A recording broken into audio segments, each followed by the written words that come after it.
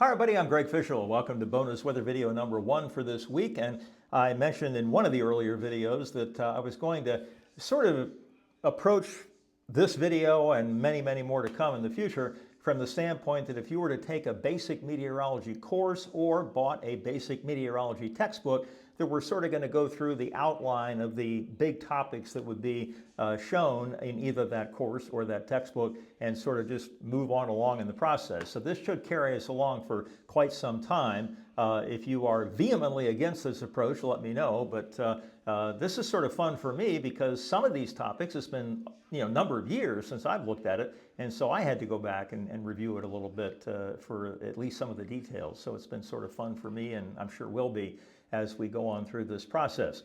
So let me put myself down here in the corner. We're going to talk about the 5 layers of the atmosphere, and boy, they are of very different heights, if you will, or thicknesses.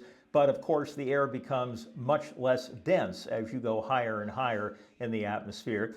This is not drawn to scale entirely. It just gives you some idea as to how small the troposphere is, where most of the weather occurs, to the exosphere, which goes all the way from 375 miles above the Earth's surface to 6,200 miles out, okay? So the troposphere is quite small, and so we're going to take a look at each one of these and a couple of interesting facts about all 5 of them. So the troposphere is described as the lower atmosphere. It's only about 4 miles thick up at the poles, but can be as much as 12 miles thick at the equator. And you know how we've talked about the concept of thicknesses, where the distance between 2 surfaces of constant pressure is proportional to the temperature of the layer between them? Well, if you think about it, it's a lot colder at the North and South Pole than it is at the equator, so you would expect the atmosphere to be much thinner, if you will, or not extend as high up at the poles as you would at the equator. So that's why there's the big variance of 4 to 12 miles there. Okay, virtually all the weather that we experience occurs in the troposphere. Very little goes on anywhere else in the atmosphere. And again, the height varies from about 4 miles at the poles to 12 miles at the equator, and temperatures drop from an average now, of 62 degrees Fahrenheit at the bottom of the troposphere to 60 degrees below zero at the top of the troposphere. So about a 122 degree range there from bottom to top. Now, right above that is the stratosphere, which is where the ozone is produced, the ozone that protects us from ultraviolet radiation. So again, depending on how thick the troposphere is, it extends from 4 to 12 miles all the way up to about 31 miles above the Earth's surface. 19% of the atmosphere's gases are present in this layer, but there is very little water vapor in the stratosphere. Temperatures increase from about minus 60 at the bottom and then rise to 5 degrees above zero on average at the top. So temperatures actually increase with height in the stratosphere, and that heat comes from the production of ozone, okay? And so there is no convection in the stratosphere due to the stability of the air. In other words, when you have convection, you have an air parcel that is buoyant, it's warmer than its environment, and it continues to accelerate upward until it is no longer warmer than the environment or no longer buoyant. Well, if that air parcel were to continue to rise and cool, and the environment temperature in the stratosphere is going up, then you get the idea that that air parcel's temperature is going to be way colder than the environment, and so it's going to sink, okay? It's going to be negatively buoyant and start to go back down. So that's why there is virtually no convection in the stratosphere whatsoever. And by the way, at the top of each layer, the boundary between that layer and the next one has the word pause in it. So the top of the troposphere is called the tropopause, top of the stratosphere is stratopause, and on down the line. Now, the mesosphere is in the middle. That extends from 31 miles to about 53 miles above the Earth's surface. And the gases are thick enough here to slow down meteors where they burn up. So this layer is actually protecting us from being assaulted by space rocks, if you will. Temperature in this layer decreases with height, and it's quite a decrease. I'm trying to remember the exact numbers here, but it does go down with height.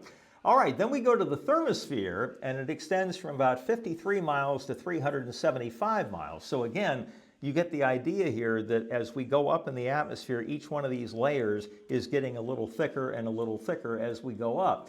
The temperatures in the thermosphere range from 184 degrees below zero at the bottom to 3,600 degrees Fahrenheit at the top. That is one huge range. Now, this is interesting. I was not aware of this, to be honest with you. Despite the high temperatures, it would still feel very cold to our skin. And you're sitting there going, how could that be if it's 3,600 degrees Fahrenheit? Well, there's so few amount of molecules up there that you don't ever really feel the effect of that heat, okay? So even though the temperature is technically very, very high, there are so few molecules to bump into that you would never feel anything near that hot, at least not as hot as it would be if we had that kind of a temperature in the lower part of the atmosphere. And finally, the exosphere is at the very top, and this goes from 375 miles all the way up to 6,200 miles. And atoms and molecules at this layer simply escape into space. And this is also the layer where satellites orbit the Earth. Now, it's important to point out with regard to the satellites, there are polar orbiting satellites, which, as the name suggests, actually go over the poles. And then there are the geostationary satellites, which are the ones that I show you every day in terms of looking at the clouds and the water vapor and all that type of stuff. Those are up at about, I believe it's about, 22, I believe it's around 22,000 miles. I'll double check on that. But basically, it has to be at an elevation where it stays in orbit, okay?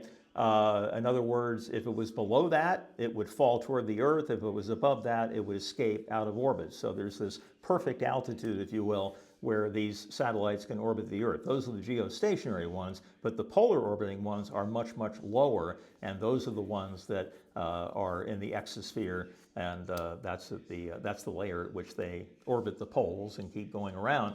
And the interesting thing about those satellite pictures is they cover a different area every time they make an orbit. So you sort of get a swath, you know, from south to north, and then when it comes back around, the next swath is displaced from that one a little bit, and the next one is displaced from that a little bit. So it's not a constant look at the same area, and that's the advantage of the geostationary ones, is that you're able to look at the same area and update it as frequently as you want to. And so you really get a very good idea as to how weather systems are moving along and developing and decaying. All right, that's it for now. That's bonus weather video number 1 for this week. Number 2 will be coming up on Wednesday, and the next daily update, of course, coming up tomorrow. So you all have a great Monday evening, and we'll talk to you soon. See you later, everybody.